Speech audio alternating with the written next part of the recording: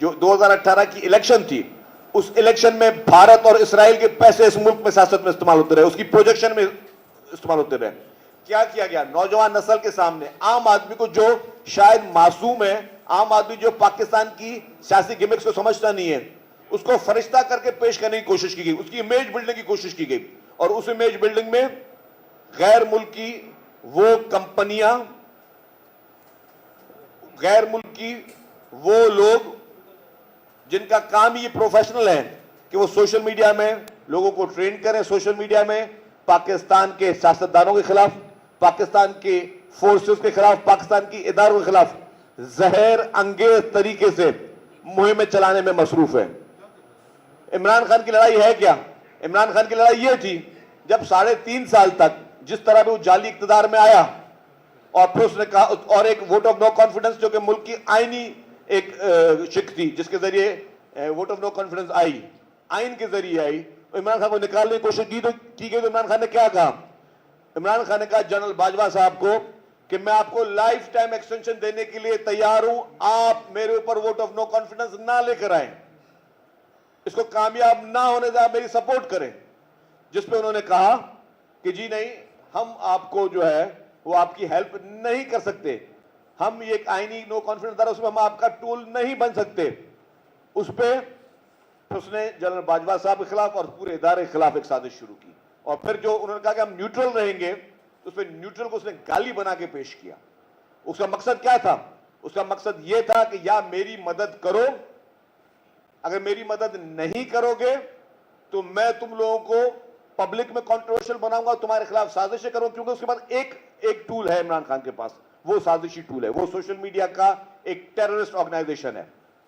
PTI इस वक्त social media की पाकिस्तान की टेररिस्ट ऑर्गेनाइजेशन है, जिसको चाहे उसके खिलाफ ट्रोलिंग करे, लोगों की फैमिलीज पे उन्होंने हमले किए, लोगों की पर्सनल लाइफ पे हमले किए, उन्होंने हमारे जो है पॉलिटिशियंस के पर्सनल लाइफ पे हमले किए, उन्होंने हमारे जो एस्टेब्लिशमेंट के क़यादत है उनके खिलाफ पर्सनल लाइफ पे हमले किए, झूठे प्रोपेगेंडास बनाए, झूठे ट्रोलिंग कराई गई, बाहर से यूट्यूबर्स, गद्दार यूट्यूबर्स को बैठकर जो है पैट्रोनाइज किया गया कि वो पूरे पाकिस्तान के का नक्शा जो है पूरी दुनिया में गलत खींचे और हमारे नौजवान नस्ल के जहनों में जहर उगोएं। वही इमरान खान, अभी रिसेंटली मैं पार्लियामेंट की बात करूं, पार्लियामेंट में क्या हुआ? मोहतरम आसिफ अली जरदारी साहब का खिताब था, उससे पहले मोहतरमा आसफा भुट्टो जरदारी साहिबा जो है उनका ओथ टेकिंग थी। किस तरीके से जो रवैया था पीटीआई के उन बदमाशों का, मैं समझ रहा हूं बहुत काबिल मज़म्मत है। आप अगर देखें, किसी की भी जो है वो बहन बेटी को हमेशा एहतराम की नजर से देखा जाता है। अगर मैं आपको यकीन बताऊं, अगर इमरान खान की फैमिली का कोई बंदा अगर एमएनए बनता तो सारी ऑपोजिशन की लीडरान जो है वो सर पे हाथ रखते और उसको शफकत का हाथ देते। लेकिन इन्होंने वहां पे भी गालम गलोच शुरू की। उन्होंने जब प्रेसिडेंट की स्पीच थी और प्रेसिडेंट साहब बात क्या कर रहे थे, मोहतरम आसिफ अली जरदारी साहब इस मुल्क में रिकंसिलिएशन की बात कर रहे थे, मुल्क को आगे लेकर चलने की बात कर रहे थे। जो पोलराइजेशन इमरान खान ने पैदा की इस मुआशरे में, भाई से भाई को लड़ाने की जो पोलराइजेशन इमरान खान ने पैदा की है, जो सोसाइटी को डिवाइड करने की पोलराइजेशन इमरान खान ने पैदा की है, जो इदारों के खिलाफ हज़ारत शाही की एक पॉलिसी पैदा की है, और ये क्या मकसद है? ये इमरान खान सब क्या कर रहा है? ये इस वक्त इमरान खान इस मुल्क की 22 करोड़ आवाम को, मुल्क के सियासतदानों को और इदारों को इन सबको ब्लैकमेल कर रहा है। और ब्लैकमेलिंग की वजह क्या है? कि मुझे इख्तियार दो, मेरे जो केसेस जिसमें मुझे सजाएं मिली हैं उन केसेस में मुझे माफी दो, चाहे पाबंदी के बावजूद। ओपन एंड शट केसेस हैं, कोई ऐसा केस नहीं है जिसमें कोई साइंस लड़ाने की जरूरत हो या दिमाग लड़ाने की जरूरत हो। आप उठा ले पाकिस्तान का कानून, पाकिस्तान का कानून क्या आपको इजाजत देता है कि आप भारत और इसराइल समेत या किसी भी गैर मुल्क से आप फंडिंग लो? क्या इजाजत देता है? नहीं देता। उठाएं कानून को आप। अगर नहीं देता और शख्स ने ली है, इसकी पॉलिटिकल पार्टी ने ली है 15 अकाउंट, फॉरेन अकाउंट जो थे, जो कि फॉरेन फंडिंग में छुपाए गए, तो उसके बाद सजा क्या होती है? आप छोड़ देंगे, कौन इल्जाम लगा रहा है? पीपुल्स पार्टी लगा रही है, कोई और पार्टी लगा रही है, छोड़ दे इल्जाम को, कोई इल्जाम तराशी नहीं है। आप सिर्फ सिंपल केस है, क्या ये पैसे रिसीव हुए या नहीं हुए? मरहूम अरशद शरीफ जो कि एक बहुत बड़े जर्नलिस्ट, इन्वेस्टिगेटिव जर्नलिस्ट, उनकी अपना प्रोग्राम उठा लें, उन्होंने अकाउंट नंबर दिए हैं उन्होंने उन डिग्निटरीज के, उन लोगों के नाम दिए जिन लोगों ने इमरान खान को, पीटीआई को फंडिंग दी है, फॉरेन फंडिंग दी है भारत और इसराइल से। और भारत और इसराइल, आपको पता है कि आपके मुल्क में किसी खैर काम के लिए पैसा नहीं दे सकता। भारत और इसराइल आपके मुल्क में सिर्फ तबाही के लिए, बर्बादी के लिए और अनारकी के लिए पैसे दे रहा है। उनसे पैसे लेके उसके बाद क्या जस्टिफिकेशन बनती है कि वो शख्स ईमानदारी का मास्क पहन के आवाम को बेवकूफ बना रहा है। सिर्फ नौजवान नस्ल के जहन में जहर उगलाया जा रहा है, नौजवान नस्ल को पोल्यूट किया जा रहा है, उनके दिलों में नफरतें पैदा करने की कोशिश की जा रही है। क्यों? क्योंकि उसको इख्तियार नहीं। आज मैं शर्तिया कहता हूं, इमरान खान को बोलें कि आपको हम प्राइम मिनिस्टर हाउस में बिठाते हैं, ये वही शख्स होगा। कहां जाएगा इसका बयानिया, कहां जाएगा इसका मौक़िफ़, कहां जाएगा इसकी डेफिनेशन अबाउट न्यूट्रल, कहां जाएगा? आज जिस एस्टेब्लिशमेंट की लीडरशिप को ये निशाना बना रहा है, झूठे इल्जाम उन पर लगा रहा है। कभी झूठे इल्जाम लगता है कि जी मेरी बेगम साहबा को जहर देने की कोशिश की गई, और मेडिकल रिपोर्ट जो है वो कुछ और चीज बोल रही है, कोई सैंपल नहीं है। और अच्छे डॉक्टर्स, बेस्ट डॉक्टर्स कह रहे हैं कि जी ये कोई चीजें सिर्फ और सिर्फ सिंपैथी गेन करने की कोशिश की जा रही है। ये खबरें बनाकर टीवी चैनल्स के जरिए, अखबारों के जरिए, सोशल मीडिया के जरिए पूरी दुनिया को बताया जा रहा है कि बहुत बड़ी तुरम खान चीज थी इमरान खान, जिसकी जान को खतरा है, या उसको वो जेल में बहुत बड़ी कैदोबंद सोबतें बर्दाश्त करा। कोई सोबत बर्दाश्त नहीं कर रहा। आज भी मुझे बताइए कौन सी जेल है? He is not under trial prisoner, he is the convicted prisoner. एक कन्विक्टेड प्रिजनर जेल में बैठ के चीफ मिनिस्टर से मुलाकातें कर रहा है, जेल में बैठ के नेशनल असेंबली की टिकटें बांट रहा है, जेल में बैठ के सेनेट की टिकटें बांट रहा है, जेल में बैठ कर एमपीएस एमएलएस की टिकटें बांट रहा है, जेल में बैठकर कैबिनेट्स बनवा रहा है, जेल में बैठकर पूरी पॉलिसी दे रहा है, जिसको बकौल उनके कि जी पीटीआई जो है वो अब इलेक्शन नहीं लड़ सकती और इमरान खान साहब जो हैं वो अब पॉलिटिकल पार्टी के सरबराह नहीं रहे। अगर इस सारी सहूलतों के बावजूद कहें कि वो जेल में, मैं कहता हूं हमारे मुल्क के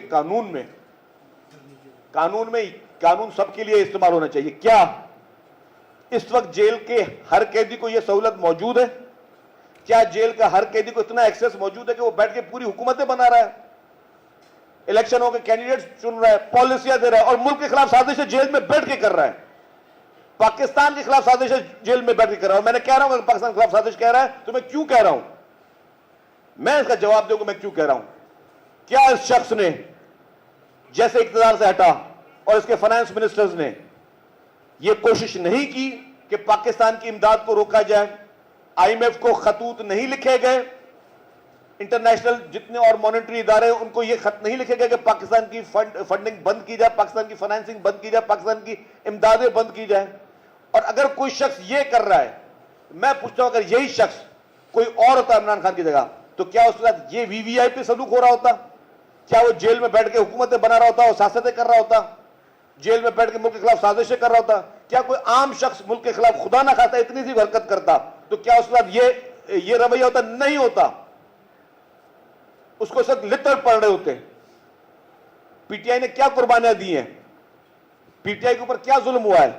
6 महीने हुए नहीं है इमरान खान को, उस 6 महीने में जिस तरीके से वीआईपी ट्रीटमेंट उसके साथ हो रही है, उनकी बेगम साहबा हाउस अरेस्ट है सजा याफ्ता होने के बावजूद। हालांकि हम पीपुल्स पार्टी तो पहले दिन से कहते हैं हम खवातीन के ऊपर किसी किस्म के केसेस या इस चीज की हमने हमेशा मुखालफत की है, डिस्पाइट ऑफ दैट कि उसी इमरान खान ने मोहतरमा फरियाल तालपुर साहबा को ईद की रात को हॉस्पिटल से जिस तरीके से मैन हैंडल किया, उनको जेल लेकर गए, इसके बावजूद हम नहीं चाहते कि इमरान खान की बहन या उनकी वाइफ जो वो जेलों में हो।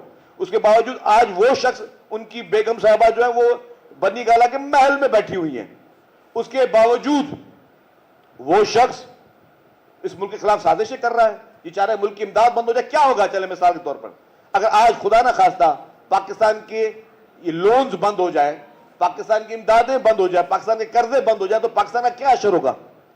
कभी किसी ने सोचा कि हमारे इस मुल्क में मुआशी हालत क्या होगी, कितना बड़ा प्रेशर आएगा? तो जो शख्स सिर्फ इक्तदार की हवस के लिए, सिर्फ कुर्सी की लालच के लिए, जिसको वो नहीं संभाल सका 3.5 साल, उसने उसका अब्यूज किया, उसकी हवस के लिए अगर वो कहता कि जी पाकिस्तान की इमदाद भी बंद हो जाए, पाकिस्तान के लोग भूख मरे, पाकिस्तान का खुदा ना खास्ता दिवालिया निकले, तो क्या यह शख्स पाकिस्तान के साथ सच्चा मुखलिस हो सकता है? क्या इस मुल्क की आवाम के साथ सच्चा मुखलिस हो सकता है? और मैं फिर दोबारा कह रहा हूं कि इमरान खान प्लांटेड है इस मुल्क के ऊपर। यह एक बहुत बड़ी साजिश का हिस्सा है। अगर हो सकता है कि मैं एज ए सियासी मुखालिफ कह रहा हूं, अगर आपने सुनना है डॉक्टर इसरार को सुन लें। नौजवान नस्ल को मैं रिक्वेस्ट करूंगा, डॉक्टर इसरार की पेशन गोइयों को सुन ले। मैं नौजवान नस्ल को गुजारिश करूंगा, मैं मीडिया चैनल से गुजारिश करूंगा कि बराए मेहरबानी डॉक्टर इसरार का वो क्लिप आप लोग वॉलेंटियरली चलाएं, लोगों को दिखाएं कि डॉक्टर इसरार ने इस शख्स के लिए क्या पेशन गोई की थी, और जो पेशन गोई की थी क्या आज वो सच साबित हो रही है या सच साबित नहीं हो रही है।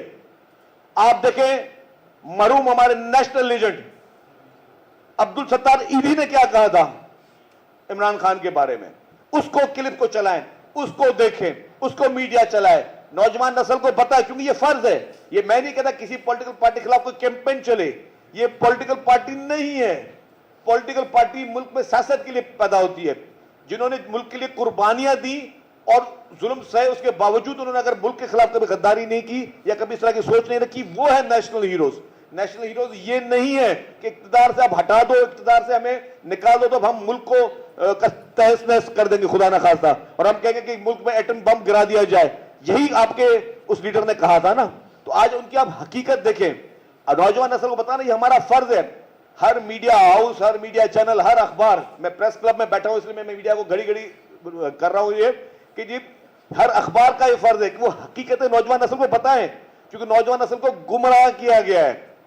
एक स्टार बनाकर, एक शख्स को हीरो बनाकर एक पूरी सोची समझी साजिश की गई एक प्लानिंग के जरिए, और उस प्लानिंग के जरिए जो दुनिया भर में इस तरह की कंपनीज है उनको हायर किया गया, उनके एग्रीमेंट सामने आए हैं।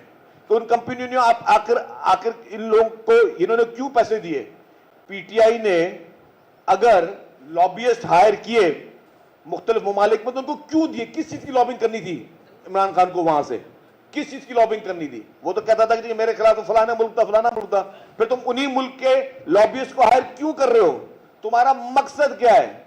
और मैंने वही कहा कि अभी तक पीटीआई के साथ वो कुछ नहीं हुआ जो कि पीपुल्स पार्टी भुगत चुकी है इस मुल्क में। पीपुल्स पार्टी ने कोड़े खाए, पीपुल्स पार्टी के वर्करों ने, पीपुल्स पार्टी के वर्करों ने फांसियां खाई। हमारी लीडरशिप, शहीद जुल्फकार अली भुट्टो का अदालती कत्ल हुआ, कभी हमने किसी इदारे के खिलाफ साजिश नहीं की, किसी इदारे के खिलाफ हम बाहर नहीं निकले। मोहतरमा बेनजीर भुट्टो साहबा को शहीद किया गया, कभी किसी इदारे के खिलाफ हम नहीं निकले। पीपुल्स पार्टी की पूरी लीडरशिप, पूरे खानदान को शहीद किया गया, कभी किसी इदारे के खिलाफ या मुल्क के खिलाफ कभी कोई आवाज नहीं निकाली हमने। इसी तरीके से मोहतरम आसिफ अली जरदारी साहब 14 साल बगैर किसी सबूत के उन्होंने जेल की सख्तियां भुगती, लेकिन मजाल है कि कभी मुल्क के खिलाफ, अदलिया के खिलाफ, एस्टेब्लिशमेंट के खिलाफ, किसी भी के खिलाफ एहतजाज किया हो या उसके खिलाफ कभी कोई प्रोपेगेंडा किया हो। यस, पीपुल्स पार्टी ने आमरीत के खिलाफ एहतजाज जरूर किए, पीपुल्स पार्टी ने जनरल जौलत के खिलाफ एहतजाज जरूर किए, पीपुल्स पार्टी ने जनरल मुशर्रफ के खिलाफ एहतजाज जरूर किए, लेकिन किसी इदारे को कभी पीपुल्स पार्टी ने नुकसान नहीं पहुंचाने की कोशिश की, ना ही कभी इस तरह का पैगाम लीडरशिप की तरफ से आया कि आप जो है इंटरनेशनल मालियाती इदारों को कहते हैं कि पाकिस्तान की इमदाद रोक दे, पाकिस्तान को खुदा का नुकसान पहुंचाए। तो ये फर्क है, ये फर्क है मुहिब वतन लोगों में, और ये फर्क है उन लोगों में जिनका एजेंडा, मैं फिर कह रहा हूं कि इनका एजेंडा सिर्फ सियासत नहीं है। ये जिन लोगों के एजेंडा पे हैं, उन लोगों का एजेंडा है कि पाकिस्तान को खुदा ना खासा नुकसान पहुंचा जाए। इसलिए नौजवान नस्ल अपनी आंखें खोले, नौजवान नस्ल इन सारी चीजों को देखे कि ये शख्स, नौजवान नस्ल के जहन में जो जहर उगल रहा है उसकी अपना लाइफ क्या है। नौजवानों को कह रहा है मुल्क के कि जी आप ट्रोलिंग करो इदारों के खिलाफ। आज अगर वो नौजवानों को कह रहा है कि आप सड़कों पे निकलो, तो मैं कहता हूं इमरान खान से, ये मैं पैगाम देता हूं उसको, बुलाए अपने बच्चों को। लंदन से कराची आए, लंदन से इस्लामाबाद आए, लंदन से लाहौर जाए, लंदन से पेशावर जाए, वहां से तहरीक चलवाओ। बोलो अपने बेटों को कि लंदन में बैठ कर ना बैठे और यहां पे आए पेशावर में, जहां तुम्हारी अपनी हुकूमत है, वहां से तहरीक चलवाओ। क्यों तुम दुनिया के नौजवानों को, पाकिस्तान के नौजवानों को चाहते हो कि वो गलत राह पे आए और अपने बच्चों को बोलते हो कि इन चीजों से दूर हटे? क्योंकि तुम्हें पता है कि जिस राह पे तुम लेके जा रहे हो, यहां पे आगे इसकी मंजिल जो है वो खराब है। इसीलिए तुम जो है अपने बच्चों को इस पूरी चीजों से सेफ रख रहे हो। अपने बच्चों को बोलो कि जी तुम लोग अपना कारोबार करो, जो मैंने कमाया बस उसको उड़ाते रहो, बाकी पाकिस्तान के बच्चों को, और वो हमारे पाकिस्तानी जो गैर मुल्क में, उनको तुम इंतशार की सियासत सिखा रहे हो, ये किसी सूरत में काबिल कबूल नहीं होगा।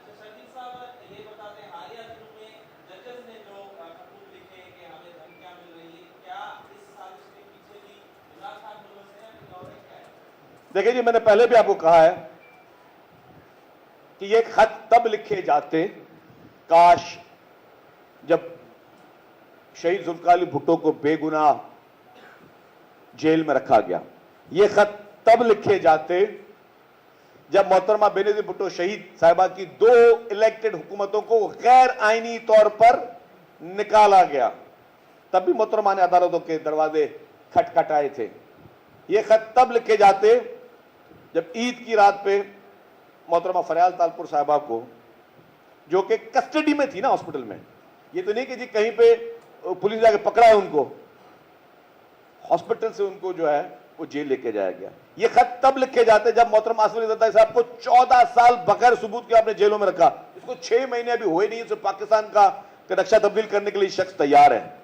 ये खत तब लिखे जाते जब इस मुल्क में इफ्तिखार चौधरी जैसा काला दौर था और साकिब निसार जैसा काला दौर था, जिसने अदलिया का, कानून का तमस्खर उड़ाया। ये खत तब लिखे जाते जब पीटीआई के एमपी ने कराची एयरपोर्ट में एक शख्स को जूते मारे, दूसरे दिन अदालतों में जब वो केस गया तो बोला तुम डैम फंड में 5 लाख रुपए दे दो, तुमने जिस गरीब आदमी की पगड़ी उछाली है उसको जूते मारे, तुमने जिस गुरूर का मुजाहरा किया तुम्हें माफ है। तब ये खत लिखे जाते। ये खत तब लिखे जाते जब एंटी इंक्रोचमेंट ड्राइव चल रही थी पूरे मुल्क में और